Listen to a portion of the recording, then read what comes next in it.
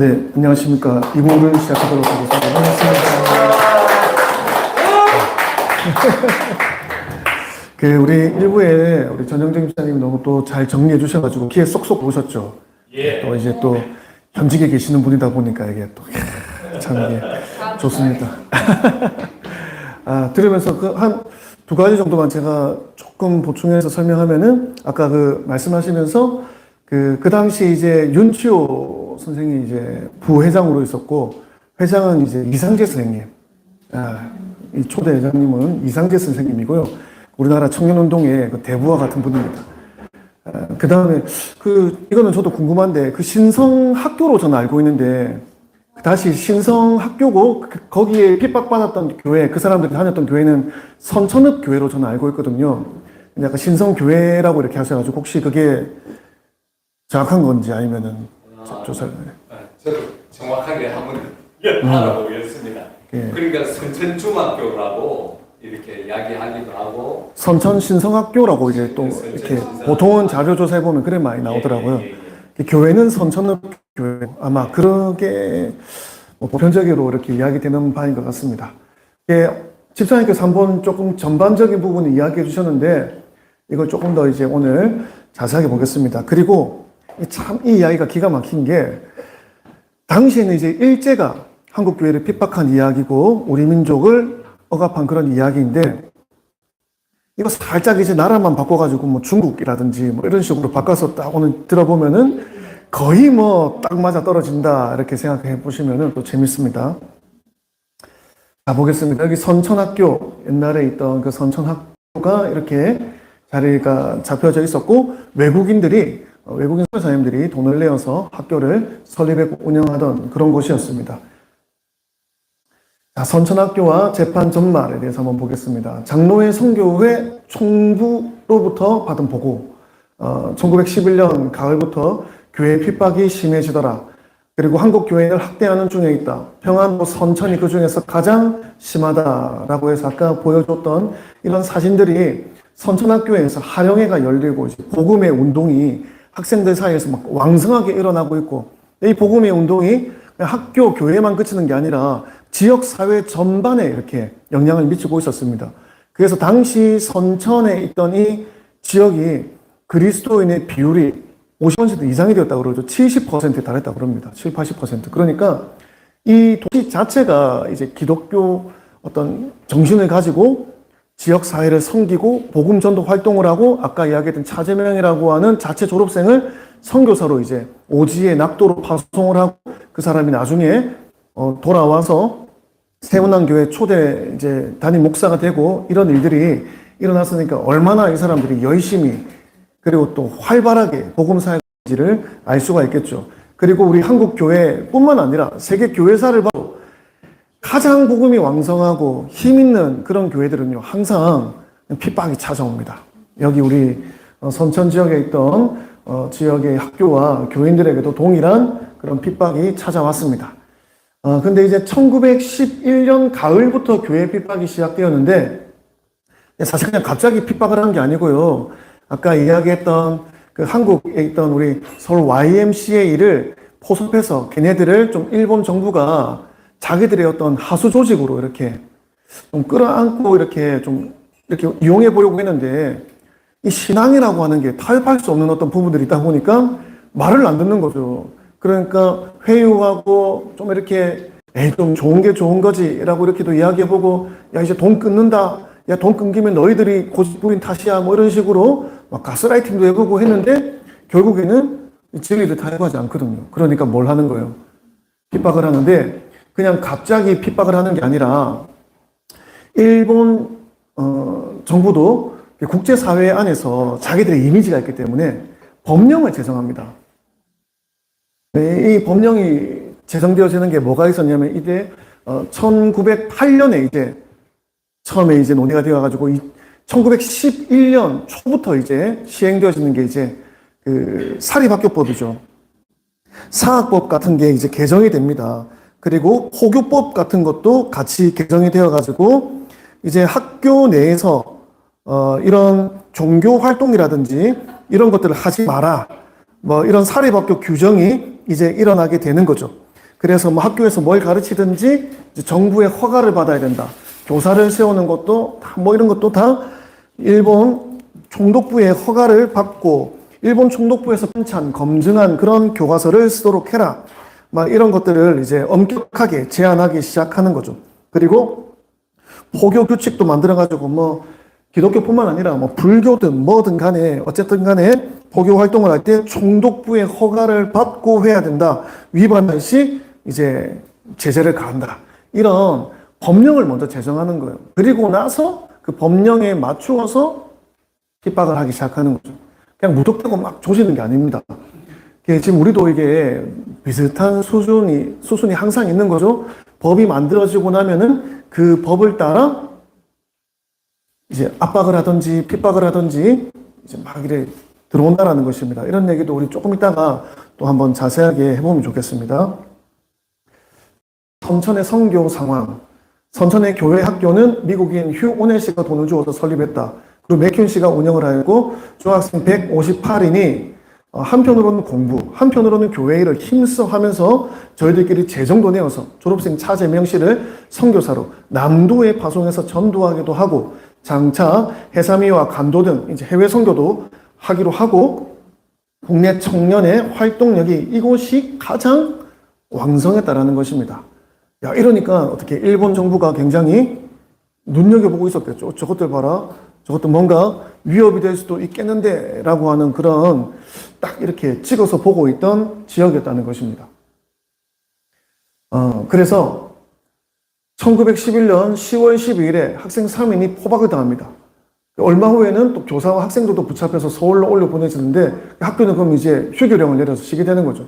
그리고 인근에 있던 목사들, 장로들, 인도자들, 교회 지도자들이 막 잡혀가기 시작되는 겁니다. 그리고 선교사가 연루되었다. 여기 외국인들도 지금 이 사건에 연루가 되었다라고 하면서 막 이제 난리를 부리는 거죠. 근데 이제 그 난리를 부리는 사건이 바로 데라우치 총독 암살을 여기에 있는 이 사람들이 그 반일 운동을 막 고양시켜가지고 불손한 사상을 배포하고 유포하고 지역 주민들을 막 이렇게 회유를 시켜가지고 데라우치 총독을 암살하려고 했고 거기에 선교사들도 합세를 했다. 그래서 뭐 곤총을 뒤에서 대주었다. 막 이런 말도 안 되는 음모를 이렇게 만들어내는 거죠. 사건을 조작하는 겁니다. 예, 아까 우리도 다 비슷하게 느끼는 거예요. 저도 이거 조사하면서 리박스쿨 이야기를 좀 생각을 했거든요. 똑같은 과정을 통해 가지고 이렇게 옥죄는 겁니다. 그래서 선교회에서 공개 재판도 신청하고 변호사도 선임하고 했지만 부당하게 재판이 진행됩니다. 부당한 재판에 대해서 율사들, 변호사들이죠. 법관들이 반발하고 일본 내각이 총사퇴하고 새 내각이 구성되었다. 이게 사실 우리가 또 한번 지금 시점에서 돌아봐야 될 부분인데 이렇게 재판이 진행되어지는 과정에 대해서 일본 내에서 이 재판이 부당하다라고 이야기하는 사법부 목소리가 있었다는 겁니다. 아니 어떻게 우리 일본이 법치 국가라고 이야기를 하면서 저런 말도 안 되는 과정으로 재판을 하느냐. 이거는 부끄러운 재판으로 일본 제국의 수치다라고 이야기하는 이제 법조계의 양심의 목소리들이 나오는 거예요. 그래서 이게 일본 사회에 이제 큰 파장을 일으킨 거죠. 아니 우리가 저런 식으로 모렴치한 재판을 했다고? 라고 이제 일본 안에서도 이제 사람들이 목소리를 내기 시작하고 이게 해외로 퍼져나가면서 일본이 이제 체면이 말이 아니게 된 거예요. 그러면서 이 일을 주동했던 일본 내각이 총사퇴를 합니다. 책임을 지고. 그 내각에 대해서 목사님 한번 조사를 해보셨어요? 저 내각은 제가 아직 조사는 안 했습니다. 그래서 제가 저 자료는 맞는지는 제가 확인해 봤는데 총내각 사퇴가 맞다 그러더라고요. 그래서 완전히 이게 뒤집혔다 그러더라고요. 자, 일본 총내각까지 제가 조사를 못 했습니다. 네, 하여튼 제가 한 번 더 이거를 그 팩트 체크를 했는데 똑같게 이렇게 자료들이 나오더라고요. 그래서 참 제가 그거는 그래서 물어봤습니다. 어떻게 일본이 그 당시 굉장히 이제 프라이드도 있고 그 세계를 막 이렇게 막 제패하려고 하는 꿈을 가지고 있고 그런 나라인데 어떻게 식민지 나라에서 일어난 사건에 대해서 그런 어떤 양심의 목소리들이 나와서 총내각이 사퇴하는 일까지 벌어졌냐라고 했을 때 몇 가지 이제 이야기를 할 수 있는 게 일본도 이제 근대화를 하는 과정에서 이 법치라고 하는 것에 대한 이제 인식이 싹 튼 거죠. 그래서 법치라고 하는 어떤 국가 시스템이 얼마나 중요한지에 대해서 법조인들이 많이 이렇게 중요성을 가지고 있었고, 그리고 그 과정에서 그 프라이드, 이제 법조인의 프라이드죠. 일본 안에서도 그 법조인의 프라이드를 지켜야 된다라는 그런 자성적인 목소리, 그게 있었다라는 겁니다. 자성적인 목소리.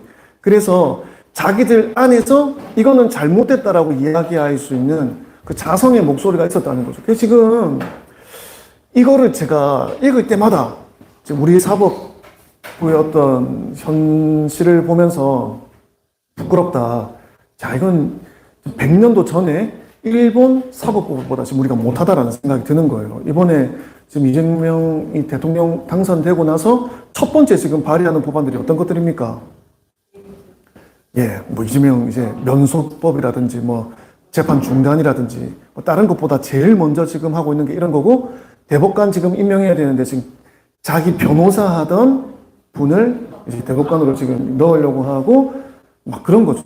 그래서 예전에는 막 이재명 후보자일 시절에는 자기랑 친하다고 한 자리씩 다 해먹고 하니까 나라가 문제인 거다, 이런 식으로 이야기를 했는데, 지금 누구보다 자기와 가까운 변호사를 가장 중요한 자리에 앉히려고 하는 이런 부분들이 있고, 또 거기에 이제 사법부가 이제 조금 제가 보기 굴복하는 분위기로 지금 가고 있고, 뭐 조희대 대법관이 뭐 어째 한다 저째 한다 하지만 제가 볼 때는 뭐 점령을 당하지 않았나 하는 그런 염려까지 들 정도로 사법부가 제 기능을 하지 못하고 있는 것이 아닌가라고 하는 생각이 들고 있어서, 참 이 부분에 읽으면서 야, 참 우리나라 사법부가 정말 이렇게 정상화되어야 된다라는 생각을 좀 해보게 됩니다. 자, 이 선천학교와 재판 전말에 있어서 이 체포된 기독교인들에 대하여서 미국 교회 신문과 교회 잡지들이 보도를 하였습니다. 미국 교회 신문을 보면은 재수한 125인이 다 교인이다. 어떤 교인들이냐, 조합교인 2명, 감리교인 6인, 장로교인 89인 제일 많죠. 장로교인 중에 5인은 목사, 8인 장로, 8인 집사, 10인은 시골 예배당 주관자들, 42인은 세례교인, 13인은 세례문답 받은 자들이라. 이렇게 다 교인들이 대부분이다라고 이야기를 하고 있습니다. 그리고 또 어떤 교회보에 따르면은 이들은 독실하고 품행이 정대하여 모든 사람이 추앙하는 자들이다. 특별히 윤치호 같은 이는 동서양에 유명할 뿐더러 예수교의 큰 정치가다. 이런 사람들을 모살죄인으로 모는 것은 마치 뭐와 같으냐? 현재 미국 대통령 윌슨 씨가 교장으로 있던 프리스턴 대학교 교사들과 학생들과 목사들이 함께 사람을 죽이려고 음모했다는 말과 같으니 누가 믿겠나? 그러니까 당시 윤치호라고 하는 이분의 위상이 어디에까지 비견될 만하다? 윌슨에까지 비견될 만큼 그 사람이 신앙적으로나 성품적으로나 참 고상한 분이다. 뭐 누구를 뭐 암살하려고 모살할 그런 사람이 아니다라고 이렇게 신문보들에서, 교회보들에서 이렇게 이야기를 하였다라는 것입니다. 참 중요한 거죠. 자, 이런 평상시 교회의 활동들이 있었기 때문에 우리 아까 봤던 그런 부분들에서 그 YMCA의 활동이나 이런 부분에서 왕성한 활동이 있었고, 또 그런 선교의 열매들이 있었기 때문에 이런 평가들을 받을 수 있었고, 이런 음모에 휘말리게 되었을 때 그 사람은 그럴 사람이 아니야 라는 얘기가 나올 수가 있었던 겁니다. 이게 참 중요한 것 같아요. 지금 그리스도인의 평상시 우리의 삶이 어떠하냐. 이 윤초가 참 그런 열매가 있는 그런 삶이었다라고 볼 수 있겠죠. 자, 그런데 이 와중에 이 선교사들도 같이 죄인으로 몰립니다. 그리고 공개 재판을 신청하는 어떤 그런 일이 일어나게 되죠. 일제가 조선에 대하여 지배력을 강화하고 싶은데 미국 선교사들이 와 있고, 그들의 어떤 활동이나 가르침들이 또 영향력을 발휘하니까 사실 일본 입장에서는 굉장히 껄끄러운 거죠. 미국의 영향력을 조선에서 축출해야 되는데 어떻게 할까? 옳거니 요거 같이 엮어가지고 선교사들도 이 음모에 가담했다라고 해서 몰아내자, 이런 어떤 생각을 했다라는 것입니다. 그래서 선천학교를 휴교하게 한 후 순금이 그곳 선교사의 집을 낱낱이 뒤지고, 신문에 하는 말이 뭡니까? 체포된 자들이 다 자복을 했는데 뭐라고 자복했느냐? 선교사들이 음모를 주창한 재상이 발각되었다. 또 어떤 성교사의 집에서는 육혈포, 곰총 수십 병을 사출했다. 막 이러면서 없는 사실을 막 이렇게 만들어내면서 막 사람을 몰아가는 거죠. 여론을 만들어 나가는 겁니다. 없는 증거들, 막 거짓말로 원하는 어떤 결과를 막 도출해 내려고 하는 거죠. 그러니까 성교사들이 가만히 있습니까? 이 사실을 밝히기 위해 공개 재판을 청했다라고 되는 것입니다. 뭐 이런 조작된 어떤 것들로 막 이렇게 고발하고 하는 일들은 지금도 굉장히 많이 있는 일이죠. 이건 사실 참 정치판이 참 추잡다라는 이야기들을 많이 하는데, 이거는 제가 볼 때는 여야 없이 이렇게 다 이런 일들을 좀 벌이는 부분도 있다라고 생각이 드는 부분입니다.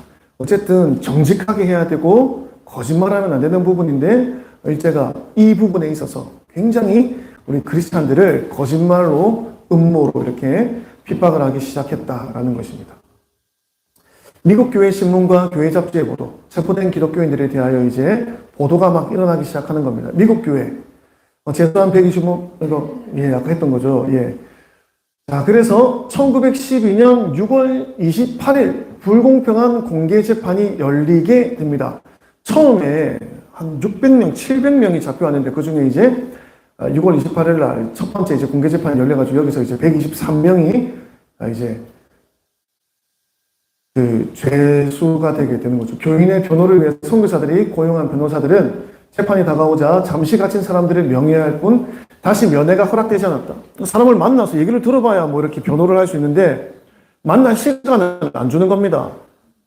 그거 어떻게 변호를 할 수 있겠어요? 근데 1인들이 고용한 율사, 변호사들은 실로 옥중에 들어가서 갇힌 사람들을 어떻게 변호하려고 만나는 것이 아니라 이제 협박하는 거예요. 네 시킨 대로 안 하면 더 큰 벌 받을 수 있다. 내가 말하는 대로 너도 똑같이 말해야 돼. 막 이런 식으로 막 이렇게 협박을 하는 겁니다. 그리고 재판관들도 사실은 다 짜여져 있었다는 거죠. 사실은 다 짜고 치는 결과가 정해진 재판이었다는 것입니다. 야, 얼마 전도 이런 비슷한 재판이 우리나라에 있었던 것 같아요. 그죠? 다양 재판관들도 다 한편이었다는 거예요. 그리고 장로교 선교회에서 반포한 글에 따르면은 일본이 상등 개명한 나라로 대접을 받고자 하나 이 재판 절차를 보면 그럴 수 없다라고, 이 재판 자체가 얼마나 불공평한 재판이었는지를 앞다투어 언론들이 다루기 시작했다는 것입니다. 왜 공평하지 못하냐? 첫 번째, 피고의 대답을 통역이 1어로 재판장에게 통역하는데, 모든 이제 내가 그러지 않았다, 내가 이러한 이유로 절대 그런 일을 할 수가 없다라고 이야기하는 어떤 그런 말들은 다 빼고 횡설 수설 통역을 하니까 공평하지 못했다. 이 통역하는 사람이 그냥 뭐라고요? 이렇게 뭐라고요? 똑바로 이렇게 통역을 안 해줬다라는 것입니다. 두 번째, 증인이 말을 해야 되는데 말을 못하게 합니다. 이제 이렇게 말을 하면 안 되는, 이 사실을 이야기할 수 없게 하는 거죠. 음모하는 자리에 참여했다라고 자복해라 얘기하니까 방청인 중에 수십 명의 증인들이 일어나서 이야기하는 거예요. 그 목사님은 그날 다른 지방에서 전도하고 있었습니다라고 아무리 이야기를 해도 말도 못하게 하고 들으려고 하지도 않았다. 세 번째, 이 심판의 처결은 순검들이 공초를 만들어 온 대로 판결하며 사실을 신문하지 않으니 공평하지 못하다. 이미 조사로 들어간 그 순검들이 만들어 온 대로 그냥 그대로 되는 것이지, 사실 이 재판 자체가, 신문하고 하는 것 자체가 그냥 형식적인 쇼에 불과했다라는 것입니다. 그래서 이 재판에 대하여 이 율사들, 변호사들, 법조인들이죠, 반응과 재판 결과를 한번 보겠습니다. 율사들이 말하되 이 재판은 뭘 어겼다? 국법을 어겼다. 제국법관의 영광을 더럽게 하는 것이니 이 재판장과 그 동료를 교체하고 다른 재판장을 임명해 다시 심판하는 것이 가하다라고 일본에서 변호사들이, 법조인들이 그렇게 이야기를 하면서 들고 일어났다는 것입니다. 그래서 법관들이 심판을 정지하고 고등법원의 청원에 새 재판관을 청구하라라고 하는 거죠. 지금 재판관은 뭡니까? 매수된 놈이라는 겁니다. 그래서 새로 똑바로 판결할 사람을 임명해라라고 이야기를 하는 거죠. 그리고 고등법 재판소에서도 근데 응하지 않고 8월 23일 다시 재판하더니 나흘 동안만 심사하고 9월 28일에 판결 선고를 반포하니 105인을 감금에 처했다. 123명 중에 이제 105인이 유죄 판결을 받게 된 것입니다. 그 중에서 대표적으로 윤치호 씨는 와 6명, 뭐 양전백, 이승훈 뭐 이런 사람들은 10년, 18명은 7년, 뭐 39인은 6년, 42인은 5년, 1인은 거의 죽게 된 것을 병원으로 보내 선고를 강포하지 않았고 17인은 방송 이제 보내주는데 그 중에 14인은 선천학교 학생이었다. 야, 어린 중학생, 학생들도 이렇게 잡아가지고 너희들 말 안 들으면은 다 우리가 이렇게 조지려고 했는데 우리가 많이 봐주는 거야? 뭐 이런 식으로 했다라는 것입니다. 자, 이 사람들이 지금 받고 있는 혐의들이 다 뭡니까? 네, 살인 모사죄, 데라우치 총독에 대한 살인 모사죄, 또 이 105인 재판, 선천학교 사건과 관련해서 또 중요한 조직이 하나 있는데 신민회죠. 신민회는 어떤 조직입니까? 1907년에 비밀 결사한 조직이죠. 대한의 독립을 이제 도모하는 그런 민족 지도자들이 모인, 그리고 그 민족 지도자들 대부분은 종교 지도자들이었습니다. 교회 지도자들. 그 사람들이 모여서 독립을 이제 도모하려고 했는데 민족 정신을 좀 이렇게 만들어 보려고 했는데 그 신민회가 지금 여기 이 학교랑 연관이 있고 이 사건과 관계가 있다라고 해서 신민회까지 한번 일거에 다 그냥 일망타진하겠다라고 하는 그런 혐의도 씌웠다는 거예요. 신민회랑 너희들 붙어먹었다. 이런 것까지 학생들에게 덮어씌웠다는 것입니다. 그리고 이 학교가 결국에는 뭐라는 거예요? 민족운동의 거점이다. 그래서 학생과 지역 사람들을 선동하는 그런 앞잡이다라고 이런 죄명들을 만들어 붙여가지고 이 학생들과 105인의 사람들을 재판을 진행하고 유죄 판결을 때렸다라는 것입니다. 그래서 결국 이 선천에 있던 신성학교가 약간 당시에는 그런 오명을 쓰는 거죠. 저 반역자들의 모임이다. 뭐 이런 식으로 이 오명을 쓰시면 그게 나중에는 어떻게 됩니까? 훈장이 되는 거죠. 민족운동의 산실이다. 이런 식으로 결국에는 그 사람들의 평판이 민족 안에서 더 높아지게 되고 재평가되게 되는 그런 기회가 있었다라는 것입니다. 자, 이렇게 해가지고 이 사람들, 윤치호 등 이런 사람들이 다 이렇게 선고가 내려졌습니다. 자, 그런데 2차 판결에 대해서 일본의 유명한 법률가인 오사와 오가와 씨가 뭐라고 했느냐? 이런 재판은 미개한 법이다. 야만의 일다라고 해서 윤치호 씨가 서울서 음모를 깨하는 자리에 참여했던 날에 송도에 있었던 것이 분명한데 증인을 받지 아니함은 법률을 어깁니다. 일본 헌법에 종교 자유를 보호한다고 했거늘 재판한 것을 보면 종교를 핍박하는 것이 현저하다라고 하면서 이게 잘못된 재판이다라고 일본 내에서 목소리가 나왔습니다.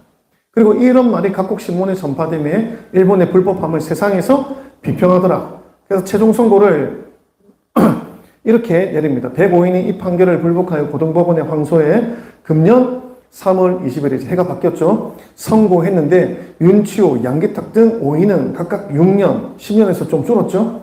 그리고 그의 99인은 무죄 방면했다라는 것입니다. 그중 한 사람은 뭐 병원에 있다가 뭐 어떻게 됐는지 소식이 없다. 그래서 105인 중에 6명이 최종적으로 감금을 당하고 나머지 99인은 무죄 방면을 하였다라는 것입니다. 윤치호와 양기탁 이런 분들이 다 감옥살이를 하게 되는 것입니다. 근데 이제 이 과정에서 이제 안타까운 일이 일어나는 게 뭡니까? 이 6명 중에 가장 유명했던 윤치호 씨가 나중에 친일로 이제 전향을 하게 되죠. 이 사람이 이제 독립운동을 해봤더니 한계가 있더라. 이게 될지 모르겠다.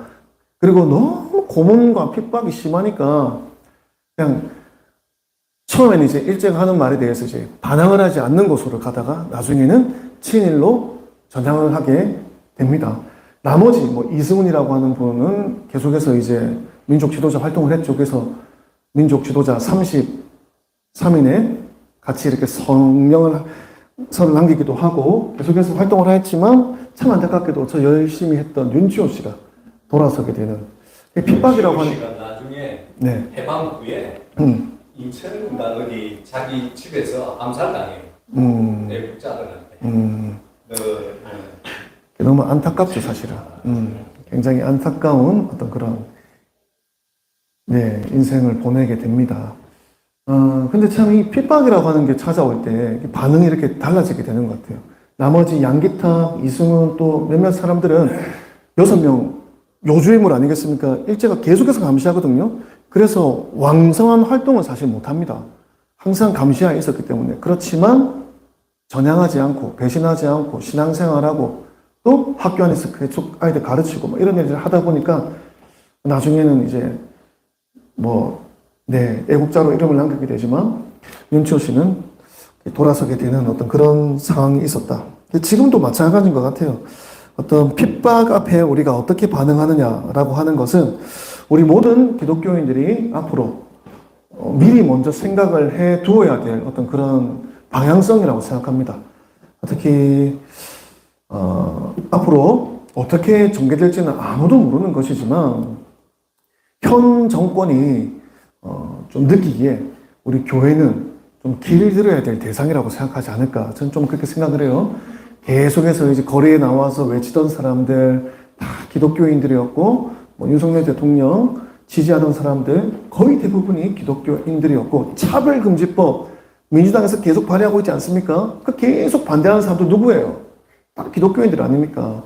그러니까 유사한 핍박이 있을 수 있는데 과정은 저는 똑같을 거라고 봅니다. 처음에는 교회를 이렇게 지원한다라든지 우리 앞으로 손잡고 좋은 일을 해보자. 지금 이재명도 공약 같은 거 낼 때 교회가 지역사회를 돕는 일을 할 때 정부가 이제 협력하겠다, 지원하겠다, 막 그런 공약들 냈었거든요. 그런 것들을 이제 하면서 이제 돈 몇 푼 주면서 교회들 이렇게 좀 옥상을 메고, 야, 우리가 이렇게 해주는데 너희도 좀, 서로 좋게 안 가야 되겠나? 이런 식으로 회유하다가, 회유가 안 되는 애들이 나오면 어떻게 할까요, 이제? 그때부터는 이제 법을 만들면 되죠, 법을. 안 그렇습니까? 그게 제일 크게 하나가 뭐냐면, 은양교회에 노인단이라는 그걸 했어요. 그걸 갖다가 구청에서 네. 자금 지원을 받았어요. 노인대학에 대해서 자금 지원, 네. 자금 좀 받으니까, 결국 어디까지 가냐니까, 상송도 들지 마라. 그 안에서 노인대학 할 때? 노인대학 하는 거. 거기 노인대학 하는 거는 와서 전도하는 목적으로 넣었어야 했는데, 돈을 지원해줄게. 너 좋은 일 하니까. 이래 되는 거죠. 그러니까, 이번에 그 목사님이 지원 안 받겠다. 부족해들 하겠다 해가지고, 지원 안 받으니까 되는 거고, 어린이 집이라든지 다 정부에서 주는 돈을 지원해주다 보면은, 크게 확 늘려가지고, 정부가 하나를 해야 되는 거예요. 그래서 그건 마찬가지로 지금도 그렇게 하는 거죠. 그쵸. 네. 그리고 제가 오늘 목사님 들어보니까 제가 한 비행 가서 또 까먹고 싶거든요. 딱 지금 일본을 지금 이 정부나 이 자료를 보고, 그 다음에 지금 있는 우리 당하는 쪽은, 미승만 쪽은 이막 스쿨 있잖아요. 네. 그런 것부터 문제가 자기들은 해왔기 때문에 진실은 살을 짜야 된다. 그러니까 이승만 대통령과 박정희 대통령을 살아나잖아요, 지금. 이게 이제 국민들한테 저는 다 문급들이 났는데, 이걸 살려놓으면은 안 된다는 믿습니다. 하는 거지. 그쵸. 그러니까 리박스쿨, 그쵸. 자유도 마찬가지고. 그런데 이게 김수원 변호사가 이야기해 주던데, 그 리박스쿨 그 대표가 개인데 거의 나오고 막 놀래가지고 막 정신을 못 차렸다거든.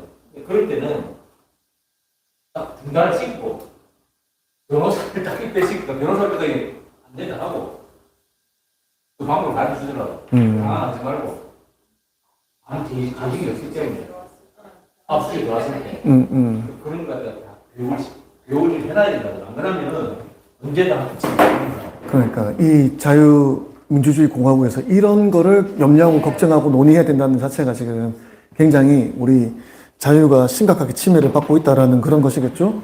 선천학교도 마찬가지입니다. 일본이 그런 식으로 해가지고 결국 심각한 운영난을 겪거든요. 그리고 일본이 이제 계속 주시하면서 말살하려고 하는데 학교가 무너지지 않고 계속 이렇게 유지가 됩니다. 근데 이미 사립학교 규정이 나오고 포교 금지령, 포교법 이런 게 또 새로 개정되고 이러니까 정상적인 활동을 할 수 없는 거죠. 이전처럼 왕성한 활동을 할 수 없고 명맥만 이어가다가 나중에 1938년도에 폐교를 결정하거든요. 왜냐하면 1938년도에는 어떤 일이 있습니까? 예, 신사참배 강요하고 일제 말 안 들으면은 막 휘둘리고 이러니까 그냥 선교회에서 우리는 그 일본의 어떤 부당한 요구들을 충족시켜 줄 수 없다가 그냥 폐교를 결정해 버립니다. 문 닫아 버려요. 그렇게 신앙을 지켜 나갔다라는 거죠. 일본에서 뭐 해주는 어떤 그런 것들 우리는 다 거부한다. 결국에는 문을 닫게 되는 그런 과정. 하지만 이 사람들은 그 신앙의 어떤 순수함을, 그 진리를 끝까지 사수했다라는 것이죠. 이게 남 얘기가 아닙니다, 지금. 자, 이렇게 재판의 어떤 과정들이 있었습니다. 그런데 참 이승만 대통령이 이 과정에서 이제 덧붙인 거죠. 이거는 역사적인 사실이 아니고 이승만 대통령이 이 사건에 대하여 본인의 어떤 평을 남긴 건데, 보십시다. 고생한 이들은 하나님께서 상 주신다. 이게 사실은 그 핍박당하는 그 형제 자매들을 향한 이승만 대통령의 위로의 말입니다. 그리고 격려의 말이고요. 대저 윤추호 씨를 1인들이 기어이 증시하고자 하는 것은 종교상 관계도 있거니와 일본의 체면을 보호하고자 하는 뜻도 기난 연구다. 뭐 종교적인 부분도 있지만 일본도 체면을 세워야 되니까 그 중에 가장 유력한 사람은 좀 이렇게 유죄 판결을 해야 그래도 우리 일본의 어떤 얼굴 면이 선다라는 거죠. 윤치호는 장차 옥중에서 죽을지라도, 야, 이승만 대통령 세죠, 그죠? 야, 죽을지라도 천국의 의와 동포의 장래 행복을 위하여 화를 당함이니 윤 씨의 영광이요 우리의 감사할 바이며 또한 이번에 풀려난 여러 동포로 말할지라도 무한한 고초를 겪은 후에 응당 그 의를 더욱 중히 여겨 천국이를 힘쓸지라.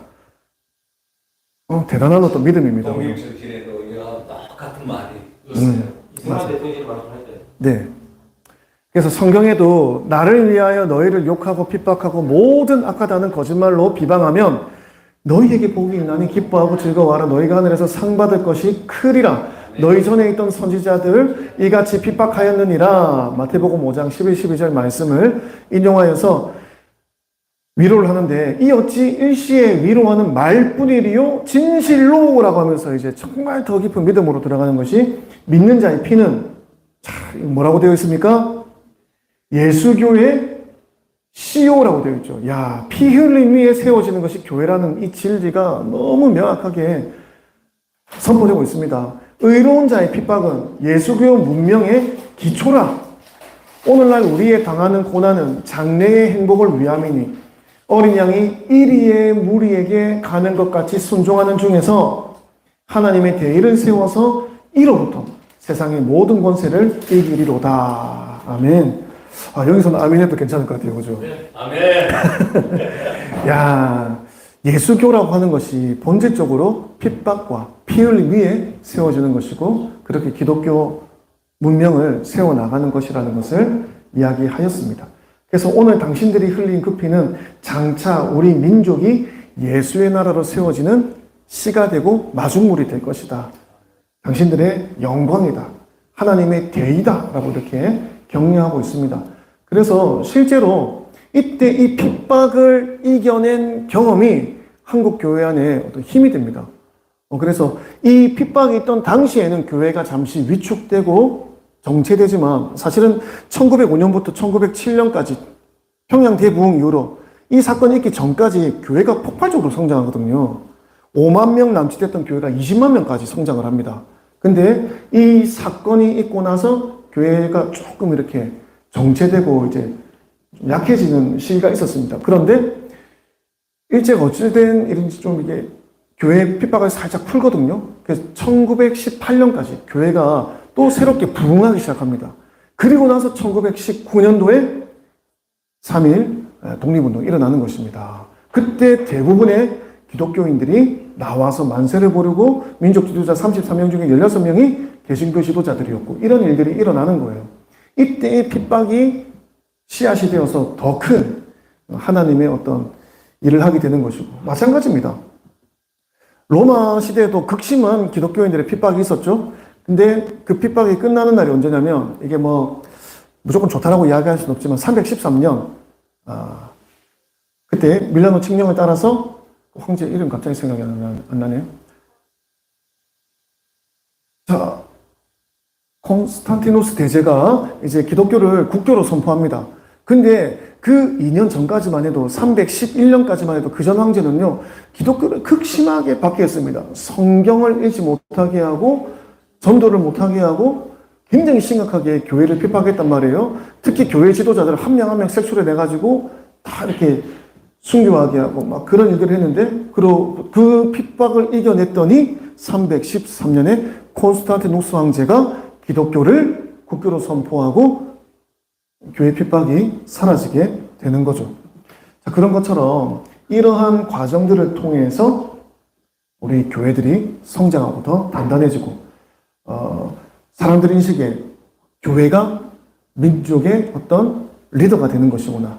민족 운동의 중심지가 바로 교회구나라는 것이 이제 확실하게 인식이 되게 되는 거죠. 그래서 이 백오인 사건 최종 판결에 대한 각국의 반응을 보면 영국 신문, 일본이 한국 대접하기를 영국이 인도 대접하듯 하려 하나 이번 교회 사건을 보건대 여의치 못한 듯하다. 야, 이 교회 사건이 보니까 함부로 하지 못하는, 일본이 아무리 힘이 세도 이 교회를 어떻게 하지 못하는 그런 모습이구나라는 거죠. 또 어떤 미국 신문은 이 일에 대하여 영국 정부와 영국 교회에서 특별히 교섭한 결과로 일본이 부득이 90여인을 이제 방송했다라는 거죠. 풀어줬다라는 것인데 미국 정부에서는 특별히 힘쓴 것이 없으니 우리의 수치다. 예, 미국에서는 그렇게 이야기했고 어떤 신문에서는 이 일이 마치 된 것은 한국 교회의 능력을 드러냄이라. 야, 멋진 말 아닙니까? 일본이 종차는 마땅히 조심하리라 하는지라. 예, 이게 한국 교회의 능력이 되었다라는 얘기입니다. 그래서 한국 교회는 핍박받을수록 더 공고해진다. 자, 보십시다. 자, 우리는 일본과 권세를 다투자든지 뭐 이래는 배척하자는 것이 조금도 아니요. 한국 교회의 바람은 일본이 여기 보면 지금 이승만 대통령이 참 지혜롭게 그랬었죠. 이것을 지금 내가 알리는 이 목적이 막 일본이랑 싸우자는 것도 아니고 뭐 야들을 배척하자는 것이 아니라 우리의 바람은 이런 거라는 거예요. 우리의 종교 자유를 방해하지 말고. 자, 이거는 토달 사람이 아무도 없습니다. 당시 국제공법에 따라서 종교의 자유. 두 번째, 조선인이 장래의 생존을 유지하며 자유복락을 누릴 희망이 있게 하며 우리는 1인의 정치 자유를 조금도 방해하지 않을 것이라 이렇게 이야기를 했다라는 거예요. 그러니까 우리의 종교의 자유 이것을 방해하지 말고 우리를 내버려 두면은 우리가 우리의 장래 생존을 우리가 잘 유지하고 자유복락의 희망을 누리게 할 것이다. 그럼 너는 너가 알아서 너 일을 해라. 라는 겁니다. 근데 만일에 이대로 되면 어떻게 될까요, 여러분들? 교회가 막 왕성하게 활력을 얻고 막 이렇게 교회 안에서 막 깨어나는 사람들이 태어나고 그러면은 일본이 조선을 마음대로 할 수 있을까요? 그럴 수 없다라는 거예요. 근데 이승만 대통령이 종교 자유를 방해하지 말라. 우리의 자유 복락을 누리게 해달라. 그러면 뭐 너희들은 너희들 정치를 해라. 라는 거죠. 근데 만일 일본이 한국 교회를 아주 없애고자 하면 일본 당국자들이 로마 황제 네로의 실수와 한국 대원군이 동학을 일으킴과 천국 서태후가 의화당을 일으킨 조소를 면치 못할 것이며 이 사람 다 뭡니까? 교회를 핍박하다가 망한 사람들이죠. 그 끝내 한국 교회를 더 공고하게 할 따름이니 이는 예수교회는 하나님의 능력으로서 세운 연고이다. 아멘. 네. 예수교회는 하나님의 능력으로 세웠다라고 하는 이야기를 하고 있는 것입니다. 자, 그래서 이 사건 전말에 대해서 이렇게 정리를 하고 있는데요. 실제로 이제 이 백오인 사건을 전후로 해서 교회가 살짝 엄청나게 올라가다가 기세가 꺾였다가 또 다시 올라가다가 또 1919년 만세운동 때 또 교회를 대대적으로 핍박을 하거든요. 그것도 약간 기세가 꺾였다가 근데 우리 해방 전까지 교회가 고만고만하게 계속 갑니다. 근데 이제 1938년에 신사참배라고 하는 위기가 닥치는데 많은 교회와 그 당시에도 기독교 지도자들은 신사참배를 문화라는 어떤 미명하에 받아들이고 수용하죠. 근데 진짜 신앙인들은 그 당시에 격렬하게 저항합니다. 그리고 선천에 있던 학교들도 마찬가지죠. 왜 문을 닫았습니까? 우리는 신사에 참배할 수 없다. 한 명도 고개를 숙이지 않으니까 일제가 보니까 이거 야, 이 아들은 진짜 골칫덩어리다 라고 생각하게 된 집단이 어딥니까? 교회와 학교인 거예요. 기독 학교들. 그러니까 이런 교회와 기독 학교들에 대해서는 법령을 만들어서 제재하고 핍박하고 억압하고 그래서 일단 이런 집단의 어떤 이 기반을 흔드는 거죠.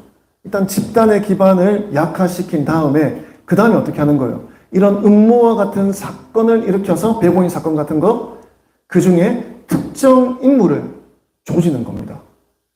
이게 지금도 똑같은 수법이라고 봅니다. 저는 법령을 만들어서 사회적인 분위기를 조성하는 거예요. 여론을 만들고 코로나를 예를 들어 보면은 딱 그렇죠.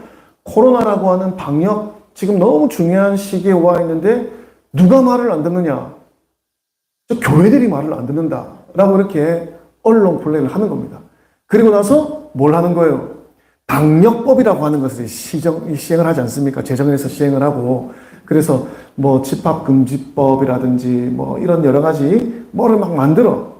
그래서 거기에 어긋나는 그런 일들이 만들어지게 되는 거죠. 그리고 거기에다가 이제 음모를 더해가지고 교회에서 코로나 발생자가 계속 나온다.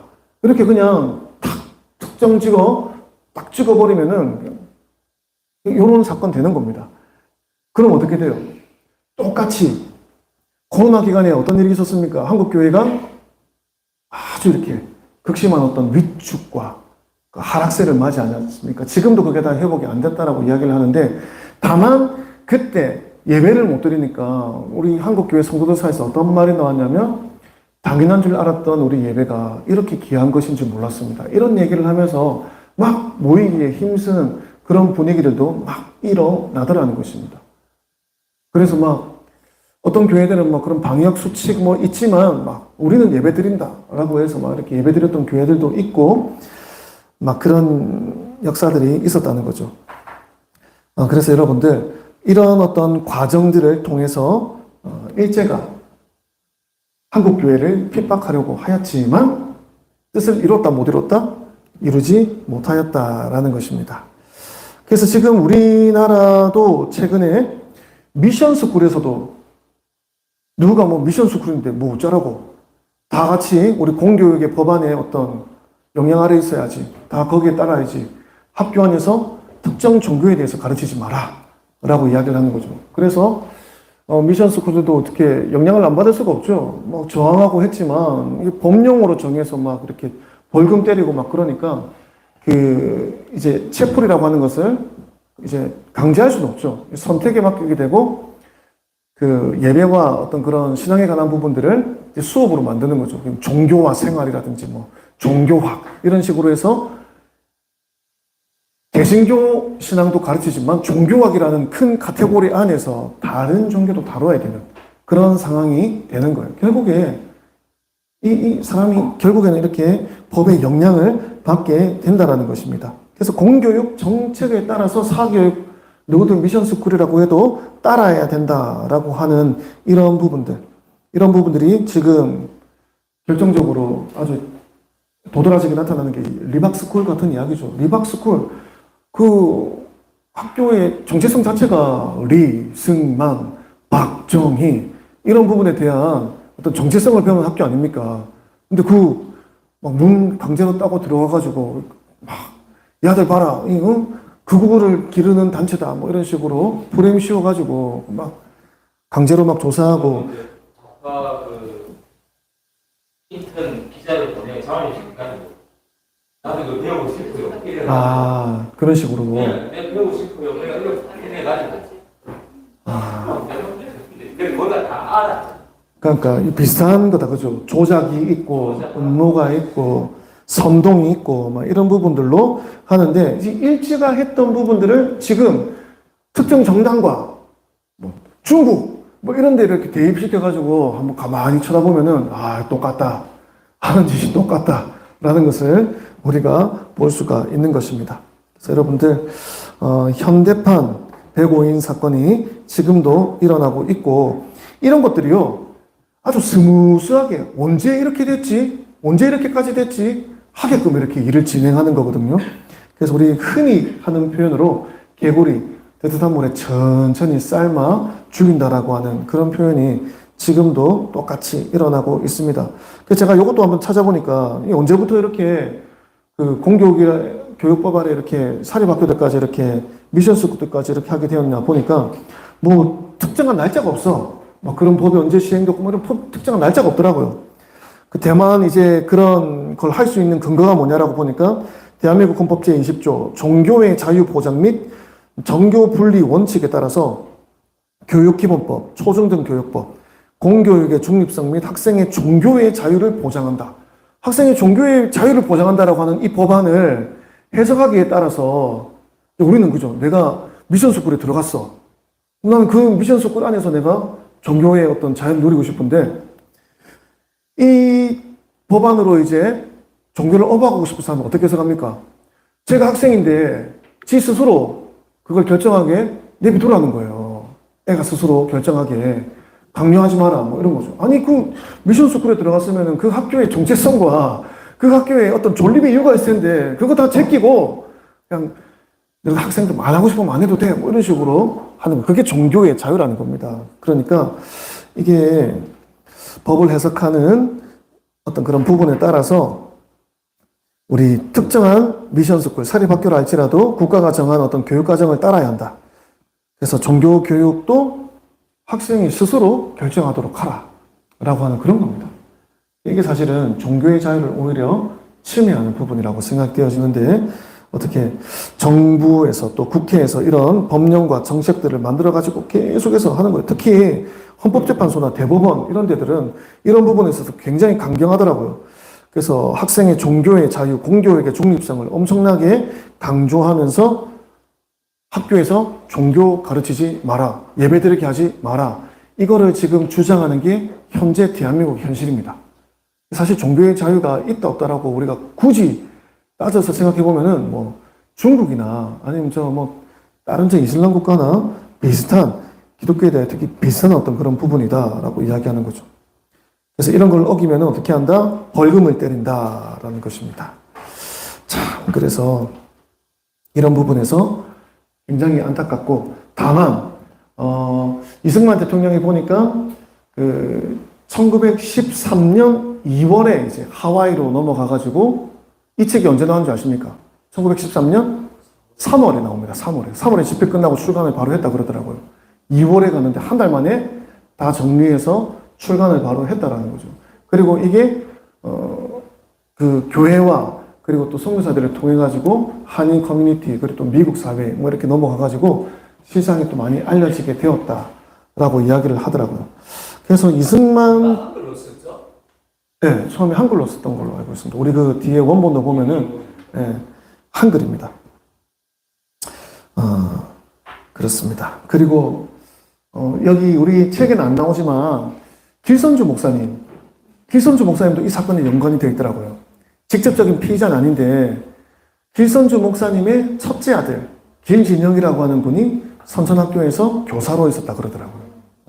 그래가지고 이 사건의 피의자로 지목이 되어서 옥고를 치렀고 그때 너무 심한 고문과 폭행을 당해가지고 나오고 나서 얼마 안 돼서 죽었다 그러더라고요. 그래서 길선주 목사님이 여기에 아주 슬픔과 빡침을 함께 가지고 신앙의 어떤 여정도 강력하게 이끌어갔지만 민족운동에 있어서도 아주 강력하게 이렇게 활동을 했다라고 하더라고요. 그래서 길선주 목사님도 민족 지도자 33인 중에 한 명으로 서명을 하게 되는 그런 부분이 있습니다. 그래서 참 이런 희생들과 어려움들, 참 이런 부분들을 통해서 교회가 세워진다라는 것입니다.